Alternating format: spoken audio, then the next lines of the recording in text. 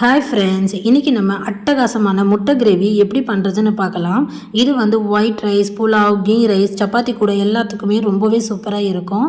நம்ம தேங்காய் எதுவுமே சேர்க்க போகிறது இல்லைங்க, ஆனால் ரொம்ப கெட்டியாக நல்லா ரிச்சாக இருக்கும். வாங்க எப்படி செய்கிறதுன்னு பார்க்கலாம். இந்த முட்டை கிரேவி பண்ணுறதுக்கு ஒரு 6 முட்டையை வேக வச்சு இந்த மாதிரி 2ஆக கட் பண்ணி எடுத்து வச்சுருக்கேன். நம்ம பண்ணுற இந்த கிரேவிக்கு 6 முட்டையிலேருந்து 8 முட்டை அளவுக்கு சேர்த்துக்கலாங்க. இப்போ இது ஒரு பக்கம் இருக்கட்டும். அடுத்து நம்ம மசாலா அரைச்சிக்கலாம். அதுக்கு மிக்ஸி ஜாரில் 1 இன்ச் அளவுக்கு இஞ்சியை கட் பண்ணி சேர்த்துருக்கேன். ஒரு 5-6 பல்லு பூண்டு சேர்த்துக்கோங்க. ஒரு 3 பச்சை மிளகாய் சேர்த்துட்டு ஒரு 15-20 இலைகள் புதினா சேர்த்துக்கோங்க. கூட அதை விட கொஞ்சம் அதிகமாக கொத்தமல்லி, ஒரு பெரிய வெங்காயம், ஒரு 5 முந்திரி சேர்த்துட்டு எவ்வளோ தண்ணி தேவைப்படுமோ அந்த அளவுக்கு கொஞ்சமாக தண்ணி சேர்த்து நல்லா நைஸாக அரைச்சி எடுத்துக்கோங்க. இப்போ இந்த முட்டை கிரேவிக்கு நம்ம மசாலா அரைச்சி எடுத்தாச்சு. இது ஒரு பக்கம் இருக்கட்டும். இப்போது கிரேவி பண்ணுறதுக்கு பேனில் ஒரு 4 டேபிள் ஸ்பூன் அளவுக்கு எண்ணெய் சேர்த்துக்கோங்க. எண்ணெய் நல்லா சூடானதும் ஒரு பெரிய வெங்காயம் சேர்த்துக்கோங்க. சின்னதாக இருந்தால் 2 வெங்காயம் சேர்த்துக்கோங்க. வெங்காயம் சேர்த்துட்டு ஒரு 2-3 நிமிஷத்துக்கு நல்ல கலர் சேஞ்ச் ஆகிற அளவுக்கு வதக்கிக்கோங்க. நல்ல ஒரு லைட் கோல்டன் கலர் சேஞ்ச் ஆகிற அளவுக்கு வெங்காயம் வதங்கி வரணும். இப்போ பார்த்தீங்கன்னா நல்லாவே வதங்கிடுச்சுங்க, கலர் சேஞ்ச் ஆகிடுச்சு. இப்போ நம்ம ஒரு 2 மீடியம் சைஸ் தக்காளி சேர்த்துக்கலாம். கூடவே தக்காளி நல்லா வெந்து வரத்துக்கு கொஞ்சமாக உப்பு சேர்த்துட்டு வதக்கிக்கலாம். தக்காளி நல்லா சாஃப்டாக வெந்து வர வரைக்கும் வதக்கிக்கோங்க. இப்போ பார்த்தீங்கன்னா தக்காளி, வெங்காயம் எல்லாமே சேர்ந்து நல்லா வதங்கிடுச்சு. இப்போ நம்ம மசாலா பொடி சேர்க்கறதுனால ஸ்டவ் ஸ்லோ ஃப்ளேமில் வச்சுக்கோங்க. ஒரு 1/4 ஸ்பூன் மஞ்சள்தூள், 2 ஸ்பூன் மிளகாய்த்தூள், 1 ஸ்பூன் மல்லித்தூள் சேர்த்துக்கோங்க. கூட ஒரு 1/2 ஸ்பூன் அளவுக்கு சீரகத்தூள், 1 ஸ்பூன் கரம் மசாலா, அதுக்கு அடுத்து கடைசியாக 1 ஸ்பூன் அளவுக்கு மிளகுத்தூள் சேர்த்துட்டு மசாலாவோட பச்சை வாசனை போகிற அளவுக்கு நல்லா வதக்கிக்கோங்க. இப்போ பார்த்தீங்கன்னா மசாலா எல்லாமே நல்லா வதக்கியாச்சுங்க. இப்போ நம்ம அரைச்ச விழுது சேர்த்துக்கலாம்.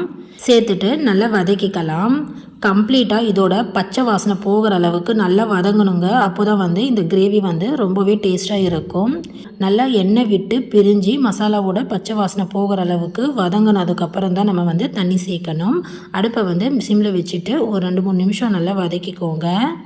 இப்போ பார்த்தீங்கன்னா நல்லா எண்ணெய் விட்டு பிரிஞ்சு கிரேவியோட கலர் நல்லா சேஞ்ச் ஆகிடுச்சு. இப்போ நம்ம தேவையான அளவுக்கு தண்ணி சேர்த்துக்கலாம். 1 டம்ளர் அளவுக்கு தண்ணி சேர்த்துருக்கங்க. தேவைப்பட்டால் நம்ம மறுபடியும் தண்ணி சேர்த்துக்கலாம். கலந்து பார்த்துட்டு எந்த அளவுக்கு திக்காக இருக்கோ நம்ம தண்ணி சேர்த்துக்கலாம். இப்போ கிரேவி இந்த அளவுக்கு கொஞ்சம் நல்லா திக்காகவே இருக்குது. மறுபடியும் ஒரு 1/2 டம்ளர் அளவுக்கு சேர்த்துக்கிறேங்க. மொத்தமாக 1.5 டம்ளர் அளவுக்கு தண்ணி சேர்த்துருக்கேன். நீங்கள் உங்களுக்கு எவ்வளோ திக்காக வேணுமோ அட்ஜஸ்ட் பண்ணி தண்ணி சேர்த்துக்கோங்க.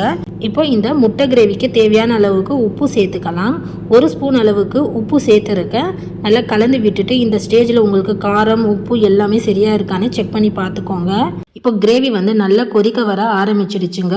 நல்லா கலந்து விட்டுட்டு ஒரு தட்டு போட்டு மூடி வச்சு லோ டு மீடியம் ஃப்ளேமில் 5 நிமிஷம் நல்லா கொதிக்க வைங்க. கிரேவி நல்லா இன்னும் திக்காக வரும். இப்போ பார்த்தீங்கன்னா ஒரு 5 நிமிஷம் வரைக்கும் நல்லா வெந்து வந்துடுச்சுங்க. இப்போ எண்ணெய் நல்லா விட்டு செப்பரேட் ஆகி வந்திருக்கு. அதே மாதிரி கிரேவியோட கன்சிஸ்டன்சியும் கொஞ்சம் நல்லா திக்காக வந்திருக்கு. இந்த டைமில் இன்னும் நல்லா இந்த கிரேவி திக்காகவும் அதே சமயம் நல்லா ரிச்சாகவும் இருக்கு. நான் ஒரு சின்ன கிண்ணத்தில் ஒரு 2 ஸ்பூன் அளவுக்கு கடலை மாவில் கொஞ்சம் தண்ணி சேர்த்துட்டு கட்டி இல்லாமல் கரைச்சி வச்சுருக்கேன். இப்போ நம்ம இதை சேர்த்துட்டு நல்லா கலந்துக்கலாம். நம்ம கடலை மாவு சேர்க்கும்போது நமக்கு கிரேவி நல்லா கெட்டியாகவும் நல்லா ரிச்சாகவும் கிடைக்கும். இப்போது இது சேர்த்ததுக்கப்புறம் இதோட பச்சை வாசனை போகிற அளவுக்கு மறுபடியும் நல்லா கொதிக்க வைங்க. நம்ம மூடி வச்சு ஒரு 2 நிமிஷம் லோ ஃப்ளேமில் நல்லா எண்ணெய் செப்பரேட் ஆகிற அளவுக்கு பச்சை வாசனை போகிற அளவுக்கு நல்லா வதங்கி வந்ததுக்கப்புறம் கிரேவி நல்லா திக்காக கெட்டியாக வந்துருச்சுன்னு பாருங்கள். இப்போது நம்ம இதில் வேக வச்ச முட்டையை சேர்த்துக்கலாம். இப்போ இந்த கிரேவிக்கு நீங்கள் 6 முட்டையிலேருந்து 8 முட்டை வரைக்கும் நீங்கள் வேக வச்சு சேர்த்துக்கலாங்க. இந்த மாதிரி நீங்கள் கட் பண்ணியும் சேர்த்துக்கலாம். அப்படி இல்லைன்னா முழு முட்டையை கீரல் போட்டு கூட நீங்கள் சேர்த்துக்கலாம். முட்டையை திருப்பி போட்டு வேக வைக்க போகிறது இல்லைங்க. முட்டை மேலே இந்த மாதிரி கிரேவியை நல்லா எல்லா பக்கமும் படுற மாதிரி ஸ்ப்ரெட் பண்ணி விட்டுக்கோங்க. அடுத்ததாக பொடியாக கட் பண்ண மல்லி இலை சேர்த்துக்கிறேன். இப்போ நம்ம மூடி வச்சு மறுபடியும் லோ ஃப்ளேமில் ஒரு 2 நிமிஷம் மட்டும் வேக வச்சுட்டு அடுப்பை ஆஃப் பண்ணி இறக்கிக்கோங்க.